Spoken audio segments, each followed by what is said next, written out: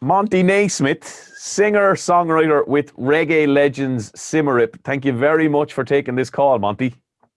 Oh, the pleasure is all mine. Where are you at the moment? Well, right now I'm in Atlanta, Georgia, USA. And how are things there at the moment? Um, Nervous, but okay. Right. Nervous for two things. There's an election coming up, very important election, and the COVID pandemic or pandemic.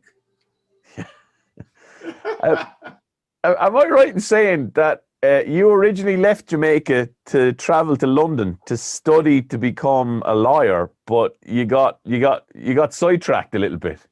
Yeah, not a little bit, a whole lot. I never did go back to studying law, Are, which I are, don't regret.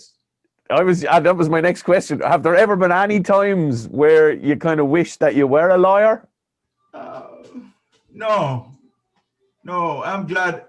I've seen a lot of my friends from the same class what became lawyers. One of them even became a judge. And now all of their careers are finished. They're all retired. And I'm still going strong. So I don't regret it. They're all And, retired and they're at home knitting and making baskets and things like that. And I'm I know writing. one thing. Yeah, Yeah. something that none of them have ever experienced. And I want you to describe this experience to me. What's it like to play in Wembley Arena and to have 14,000 skinheads all stomping at the same time? What does that feel like? Man, I'm going to try to explain it as best I can remember. There were about 14,000 people in Wembley. And when we went on the stage, it was the largest crowd we have ever played to. We had toured with Prince Buster and all that, but the crowds were like 500 people, 600 people, 700 people, 1,000 in the Meccas and so on. But I was overwhelmed. But just like the other members of the group, when we see a big crowd, we get excited, not nervous, but anticipation to play. And man, when we started Skinhead Moonstomp, we didn't realize it, but there was one section, thousands of skinheads, all sitting at the same location. And man, when they started stomping, it was, I've never experienced anything like that before then, since then. It was amazing. And did the stage shake from the boots on the floor? Of course not. Not the shake, not the stage, but the whole building. And am I right in saying, that when you released that track, Skinhead Moonstomp, is it true that one of the members of your band didn't believe that the moon landing happened? They thought that the moon landing was a hoax. Is that right? Okay, not one of the members, but at the time it was 7 of us. We had a brass section. And about 4 of us believed and 3 didn't believe, or could be vice versa. But that was the first time the band nearly broke up because we had such a heated argument over that. I remember we were coming back, I think, from Birmingham in the van. And we had such a heated argument about some people started calling each other names like, you're stupid. How could you believe that man really went up on the moon? They just landed in the Sahara Desert and fooling everybody. And we nearly came to blows. We nearly had a fight. And when the road manager dropped each off at the different houses, nobody spoke to each other.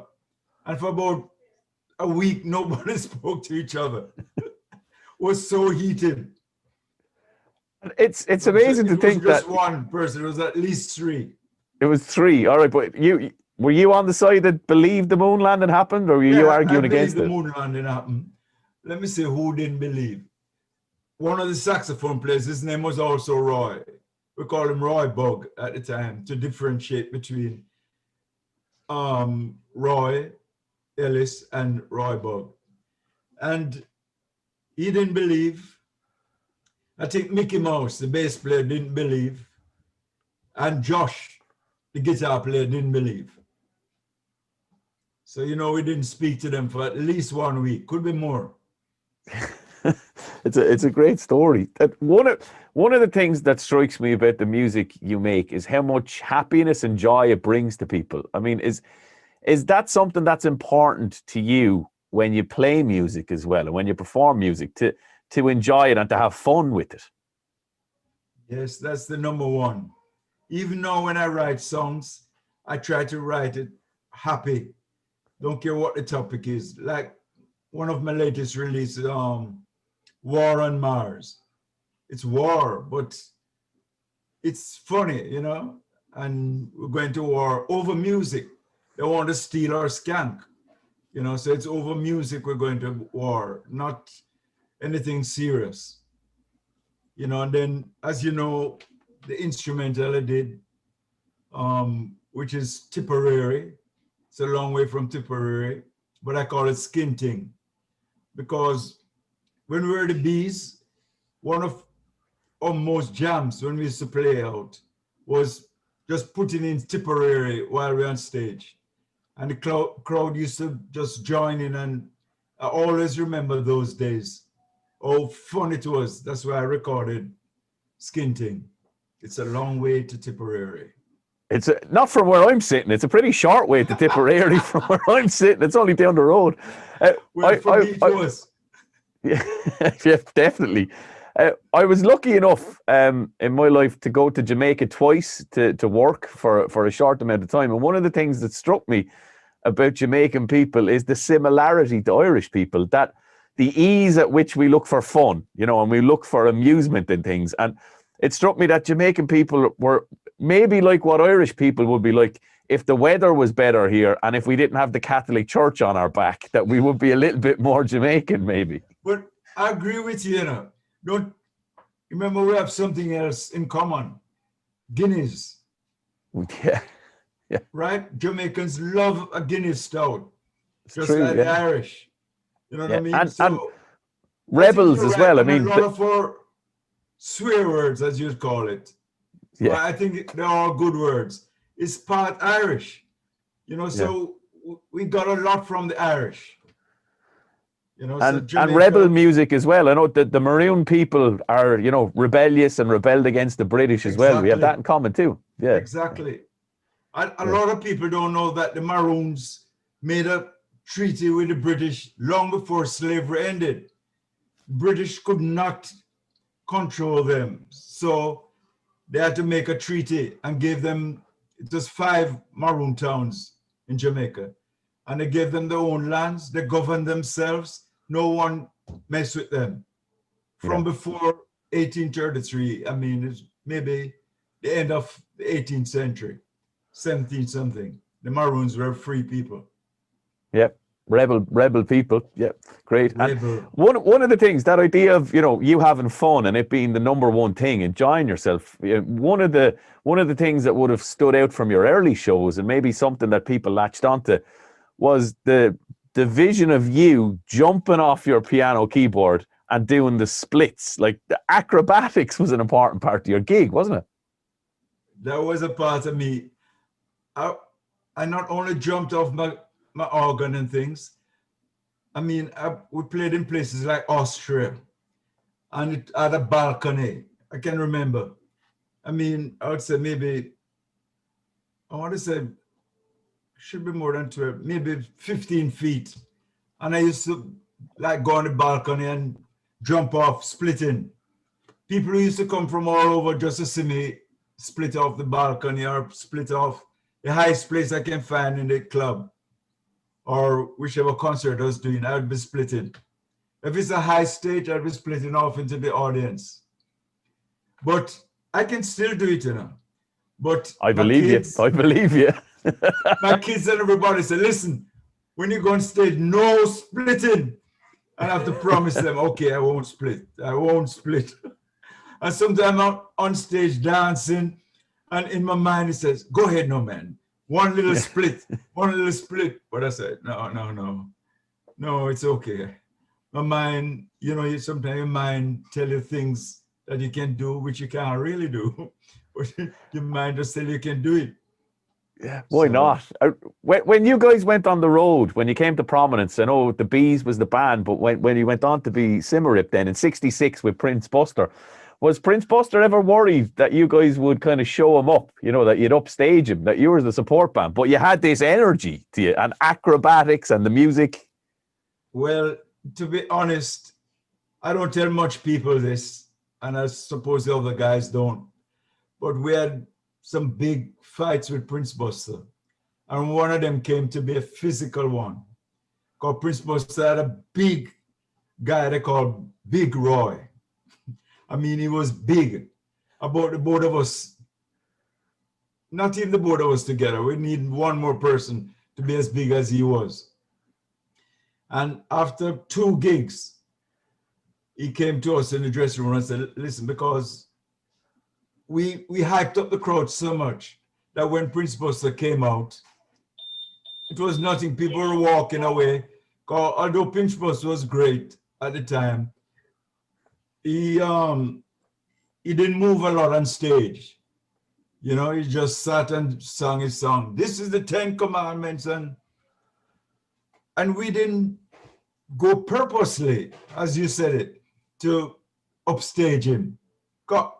Prince Buster was one of my heroes from in Jamaica.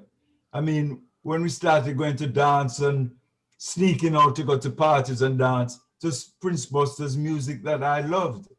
So to me, he was everything to me. So we didn't really, but when we were also very, if someone told us not to do something, then that's when we would do it. And I remember Big Roy came into the dressing room and said, listen, I want you guys to take it easy. As the terminology is rave up the crowd. I don't want you to rave up the crowd. I just want you to go on and play. And we said, no, we can't do that. We're not doing anything special. This is how we play. We're excited. We feel excited. We feel energetic. Roy used to dance together and then lift me up and flick me up in the air, and both of us come down splitting, things like that. I said, no, we can't do that. Same thing happened again. About 2 more nights, he came back and said, listen, what's going to happen now? You, Prince Buster, is going to go on first. And then you guys close the show. Imagine that now, the star act going on first. So we said, we don't care, we still play. And the same thing happened. We went down better than him. Everywhere we went down better than him. And I never forget this Sunday. I can't remember where it was. It wasn't in London, it was out London. Those guys was at the bar. It was halftime. I mean, not halftime, what do you call it? Rest. We had played our set, and then it was waiting for Buster, and we were in the dressing room. And just the drummer and myself was in the dressing room. All the other guys was outside talking to birds or drinking or whatever. And Roy came in, Big Roy, and he grabbed Frank, the drummer, and he said, didn't I tell you, you're not to rave up the crowd? And he flung him on the ground, and jumped on top of him and started squeezing his neck. Then he put his wrist in Frank's neck and trying to get in his pocket to take out a knife to stab Frank. And I said, hell, what am I going to do? Roy Ellis was known as the bad man because he used to be amateur boxing, and he wasn't there to help. So I said, hell. And I saw the saxophone case. It was a hardcover case with the saxophone in it. So I said, that's the only thing I can do. And I grabbed the case with the saxophone in it, and I went down with all my might on Big Roy's head and slammed him. And he just rolled off and just looked at me, looked at Frank, and walked out. And he's never said another word to any of us ever since that night. That's a brilliant story. And I mean, when Prince Buster never had anything. But Big Roy was the one who came and convey all the things. And I mean, we used to go down so good that the agent that booked us, Braun, maybe they're still going, Braun Agency they called. They signed us up sole agents, you know, because that's what happened. I was still going to school at that time, classes. But after the tour, he booked us up for about 1 year with shows. So I say, those guys say, what are you going to do, Monty? I said, I tell you what, I'll do it, and then I'll go back to school after the year, which I never did go back to school. Sure. Yeah, you're still doing it. You're still doing the gigs. Yeah. Yeah. And Monty, this is going to be a difficult question, but if you had to pick out a highlight of your career so far, because there's more to your career coming, but so far, what would a highlight be if you could pick one out? Oh, Lord. There's so many. Yeah. But I'll name a few instead of just one. Go for it. Teaming up with Laurel Aiken. Laurel kind of took us under his wing and was our mentor. And I owe him so much for that. You know, he produced and wrote our first mini kind of hit, Jesse James Rides Again. Then it would have to be Eddie Grant taking us to President Records and giving us hits like Train Tour to Rainbow City, Wedding in Paint Place, or Changing the Bakerloo Line, Do Re Mi, I mean, so many.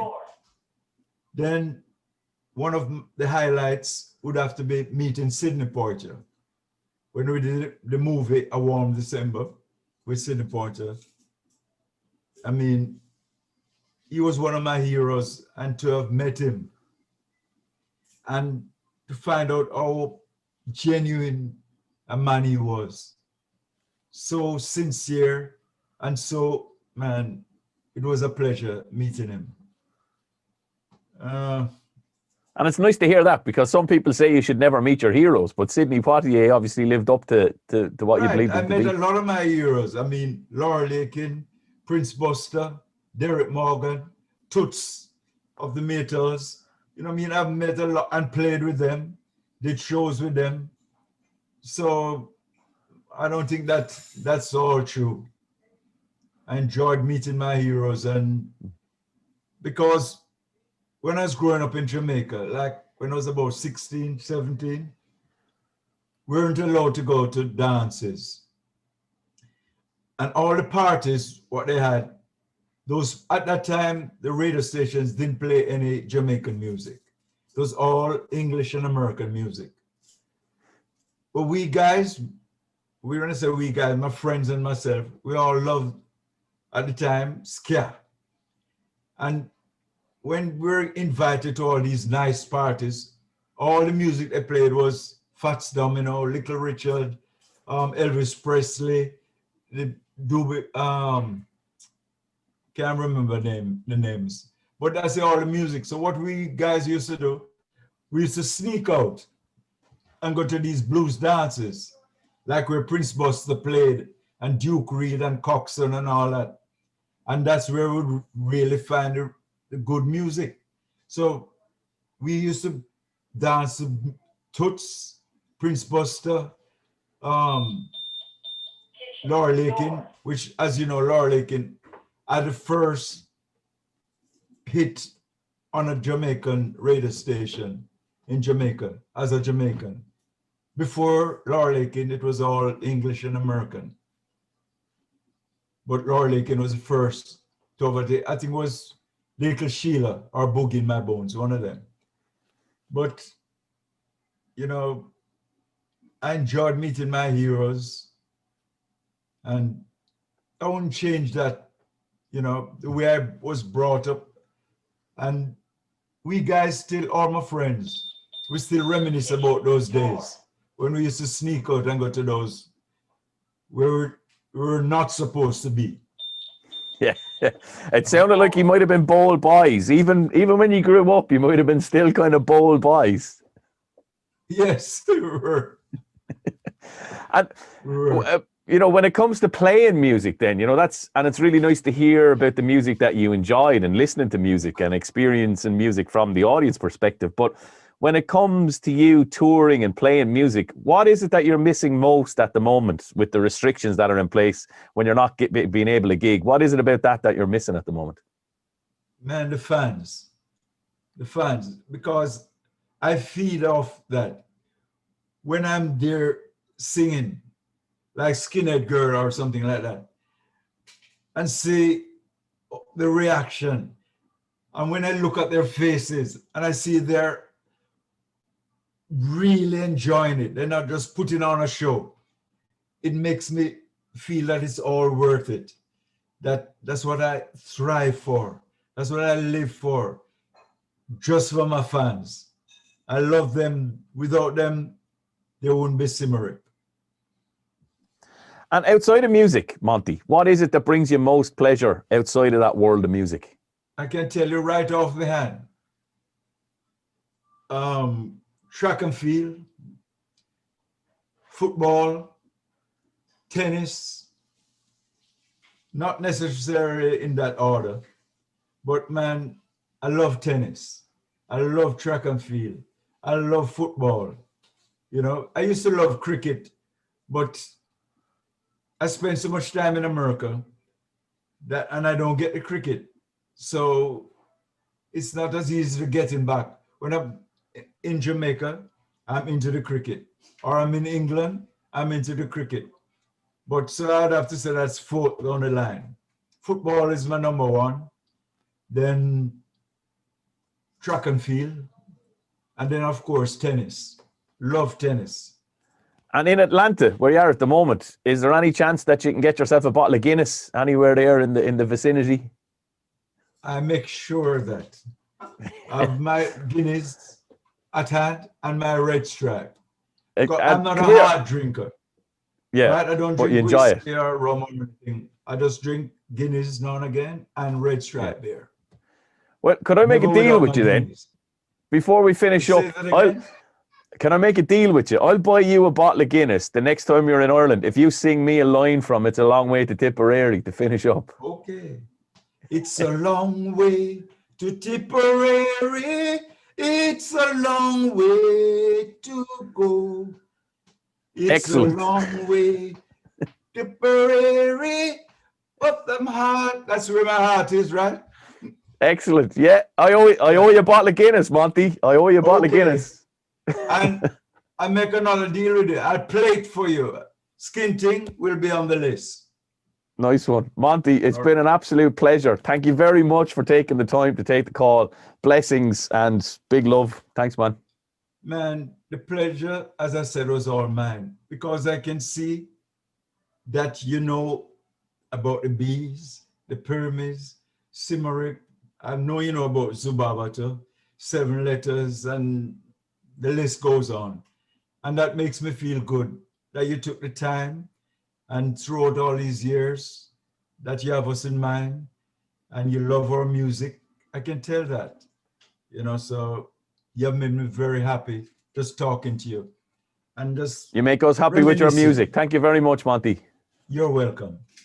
Thank you. Peace out, Irie. Yeah, man.